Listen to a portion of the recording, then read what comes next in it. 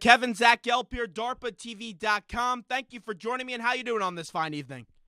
I'm doing great, Zach. Thanks for having me on with you. I appreciate it. Well, thank you for coming on. I was watching the games last night. Brandon Davies, what a great story. He was suspended last year. He comes back, has a great game last night. What a game between Iona and BYU last night. Unbelievable action, especially in the second half. You know, it was one of those games through the first half that I didn't think any of us were going to be paying attention to after that first half when Iona jumped out to the huge lead. But Davies is one of those guys that, as you watched him play last night, my mind wandered a little bit. What could BYU have been in the second half of last year with Davies on the court, with Jimmer all the way through the postseason? How far could that team have gone with the presence of Davies inside, along with the great scoring of Jimmer Fredette? And sadly, we didn't get the chance to see that because of his violation and his suspension last year, but he was a man in the second half last night. He was tremendous. A lot of people were upset that Iona did make this play-in for to get to the big dance. Some people thought Drexel could have got a bid. Seton Hall, did you have a problem with the NCAA selection committee putting Iona in the big dance? No, not really. I didn't. It was one of those teams that I think at that point, when you're dissecting the 66th, 67th, 68th team in this tournament, it's really become down to splitting hairs. And I really don't think that Drexel or Seton Hall or Iona flip a coin. Iona was a team that looked like they were going to provide a great offensive show before the tournament, and for about a half they provided one of the best offensive shows we'll see in the tournament. Then the brakes were ground on to that team, and they weren't able to get anything done. But I didn't complain. I didn't have a problem with it. In fact, the seeding of this tournament, I really don't think there's too many teams that have a complaint. The teams that were left out, you can find reasons for each and every one of them why they didn't make the field.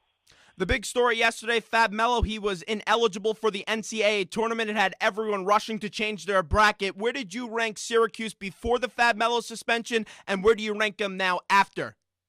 No, I had them making the Final Four before, as I looked at the brackets and had the handicap where everybody was going to go. After the Fab Melo suspension, it's hard to see it getting any further than Ohio State. Ohio State's a team that obviously can match up with them in a lot of different ways.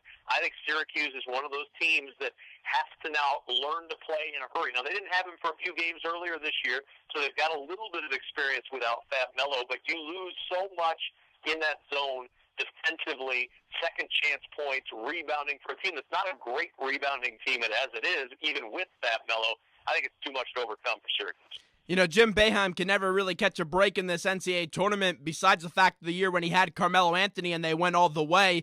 Just a few years ago, a similar situation happened when they had a player go down to injury. But how do you see Syracuse replace Fab Melo? I know it's a very tough task to do. I think it's a tough task to do, made tougher by the fact that you have such a quick turnaround. Fab Melo gets suspended yesterday. You've got a couple of days to try to retool your team, get them on track, and get them refocused. And they'll have no trouble getting through the first round, and it's fortunate for them that they got a 1 seed as a result of a very good basketball season because they've got a game really to play together, try a couple of different combinations, try to figure out what works and what doesn't. But then they've got Kansas State, likely, assuming Kansas State is that second round or third round team, I should say. Kansas State is tough. They are kind of the pattern of their very tough coach, Frank Martin. I think that's going to be a real tough matchup for them, and it just gets harder all the way through. I don't know how they replace, I don't think they can, what Fab Melo was able to do both offensively and especially defensively. I think that's where they'll miss him the most. Now, you'll be in Boston for the Elite Eight and the Final Four, broadcasting out of the East region. How do you see that East region breaking down? Who do you see going to the Elite Eight and then going on to the Final Four? Well, there's a couple of choices out of that. Of course, Syracuse was one of those that I was preparing for as a team that I thought was certainly going to be one that I needed to be aware Most of when were. they got there. And they still may be. I'm not going to count them out yet because Jim Boeheim's a terrific coach. But when you look at the East, a couple of teams to keep an eye on. I love what Ohio State has done most of the year. And they don't have to run into Michigan State, which is a good thing for them in that East region because Michigan State had their number last week in the Big Ten Championship. Another team to watch, and I don't know how much is left in the tank. It was a very emotional win for Vanderbilt when they won the SEC championship last week. Kevin Stallings, the head coach, was in tears. A lot of guys with tears of joy after that game. Did they use it all there, or are they this year's UConn, a team that got hot in their conference tournament and were able to put it together when it comes tournament time? That would not be a surprise to see Vanderbilt there in Boston next week, and Florida State, red hot again.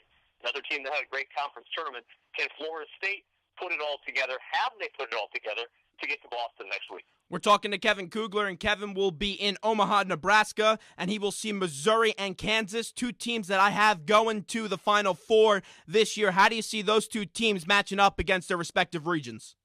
Well, first with Missouri, and I think Missouri's got a pretty easy pass, at least through the Omaha part of it. Norfolk State is a solid team, but they're not going to be, I don't think, a big challenge for the Missouri Tigers. And then they'll face either Florida or Virginia. Florida is one of those teams that if their threes are falling and Coach Donovan's got them running them down the floor, they're tough. If they're not hitting shots, that's a problem for Florida more so than it is other teams in the tournament because they don't defend at quite the level that we've seen Coach Donovan's teams defend in the past. Missouri is a terrible matchup for almost everybody in the field because they're so talented in the backcourt. That four-guard lineup that they go with forces so many problems matchup-wise, especially on the perimeter for the bigs that have to be pulled out by those Missouri guards. Missouri is extremely, extremely tough, and that bracket to them is to me a wide open bracket for Missouri to take. On the Midwest side, Kansas is a little trickier for me to decide what kind of a team they are.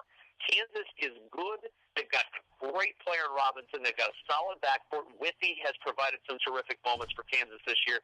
I'm just not convinced that Kansas is a great team.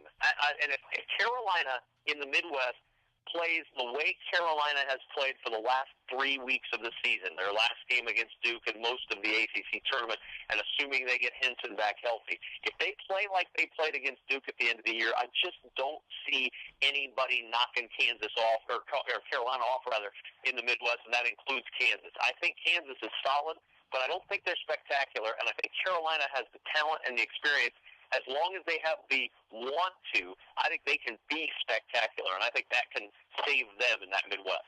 In your other two games, you'll see two underdogs square off, Virginia and Purdue. Both of them are underdogs. Out of those two teams, Virginia and Purdue, which one is most likely to advance to the second round? I think you have to give the nod to Purdue there. Virginia is so banged up. They've got 7 scholarship players that are eligible to play that they'll be able to go with on Friday in Omaha. And they're going to be facing a Florida team that's tested, that has had a nice run last year. A lot of guys from that team are back this year. They've had their ups and downs, but I think Florida's a little deeper and a little better than Virginia coming into this tournament from a health standpoint. On the other side, I like Purdue. St. Mary's is a good team. Matthew Dellavedova is one of the best point guards you're going to see in college ranks this year. He has been terrific throughout his entire St. Mary's career, but there is just something about the story of Robbie Hummel. Knocked out of the tournament opportunity the last 2 years because of the injury. He stays healthy. Purdue makes the field. Hummel's got a chance to close his career with an NCAA tournament win or two, and I think Purdue is going to get that done against St. Mary's. They're a fun team to watch. They're a very physical team. They're going to grind it out. St. Mary's can grind as well, but I think Hummel is the difference in that one. Yeah, I agree with you. I have Florida and Purdue both advancing, but you look at this Florida team and you look at their head coach and Billy Donovan, and you see a guy that has won in this tournament before. How much of a factor is that in the early rounds when you have a coach with such an impressive resume? No, I think that's extremely important, especially when you're playing a team that, quite honestly, doesn't have that tournament experience or that tournament depth in Virginia. That first-round game is a big deal, and Florida's going to be bringing in a bunch of guys who were with their team last year when they made the run towards the Final Four. Didn't get there, obviously, but they made a nice run in the tournament. You've got guys like Kenny Boynton back to try to push it, Irving Walker back there to help things out, Eric Murphy, who is a guy who was more of a role player last year, but he's become a terrific three-point shooter and is coming off a big game in the loss to Kentucky in the SEC semifinals. There's a lot of experience in the tournament on that Florida team, and I think with Billy Donovan pulling the strings, that's enough for Florida to get past a banged-up Virginia team that is just not deep. 7 players total that you really will see in Tony Bennett's rotation.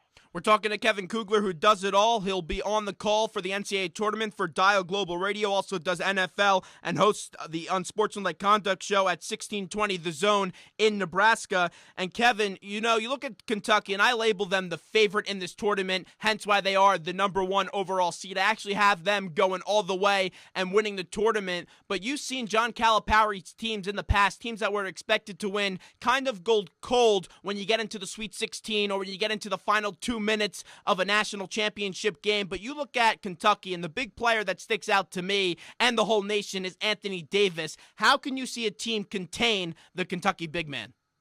I don't know that you can. You know, I saw them a couple of weeks ago. I've seen them 3 times in person this year doing games for Westwood One. And every time I've seen Anthony Davis, he adds a new wrinkle to his game, something I didn't think he could do. Last time I saw him, he's stepping out for 17 and 18-foot jumpers, something that I didn't think he could do. He was able to drive the length of the floor, put the ball on the floor, dribble penetration all the way to the basket and score. I didn't know he could do that. He has so improved his offensive repertoire, and it seems like he's unveiling something every time. Defensively, he's unstoppable. I don't know.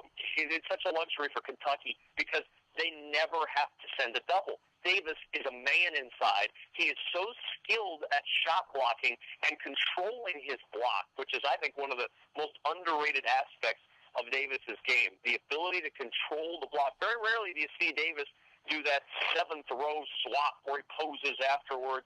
But, oh, by the way, the other team still got the basketball. He's able to control that block more often than not, keep it in play, and allow his team to start transition offense the other way. It's, I think, one of the great skills that he has. I just don't know if anyone can contain him. I look up and down that side. The size that you see in the South bracket exists in only a couple of places. It exists with Wichita State. They've got a 7-footer inside in Garrett Stutz who's good, but he's not Anthony Davis good. And the rest of those teams that you're going to run into, the Plumlee brothers with Duke, they're good again, but they're not Anthony Davis good. I just don't see the kind of size that can thwart his game over the course of the next 3 weeks. I know there's 2 games tonight, but the one game that really stands out to me, because the winner of this game will be playing the leader in the Zachary Gelb College search, that's Temple University, and that's Cal and USF. How do you see this game going down tonight? You know, I saw Cal last week in the Pac-12 tournament, and they're an interesting team. They've got the Pac-12 Player of the Year in Jorge Gutierrez, and he's a guy who can do a little bit of everything. I don't know that he does any one thing overwhelmingly well. He just does a lot of good things, and that team has a bunch of parts that surround him. The thing I've liked about South Florida this year is their toughness. Now, are they going to be one of those teams that is overwhelmed by the fact that they're in the NCAA tournament? I don't know.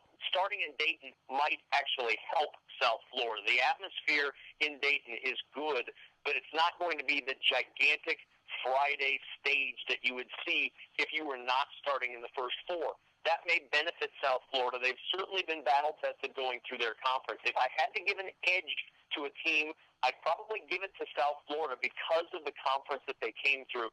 I don't have a whole lot of good things to say about what we saw out of the Pac-12 this year. Zach Gelb here on DARPA TV talking to Kevin Kugler on the Peerless Boilers Hotline. Peerless builds America's best boilers. Kevin, my listeners have been anticipating this spot since we got on the air at 7 p.m. because of one reason. They have their pen and paper out. They want to know who's your Final Four is. All right, my Final Four looks like this, and whether or not this matters to any of your listeners, I don't know, but I'll give it to you anyway. Kentucky comes out of the South. Missouri comes out of the West. Carolina out of the Midwest, and with the change, with Syracuse going down, I've got Ohio State making it out of the East. That's the change in my bracket. I had Syracuse making it, but I think Ohio State's now got the door wide open. One dark horse, though, out of the East, and I don't know if you can call a 3 a dark horse, but I love that Florida State team.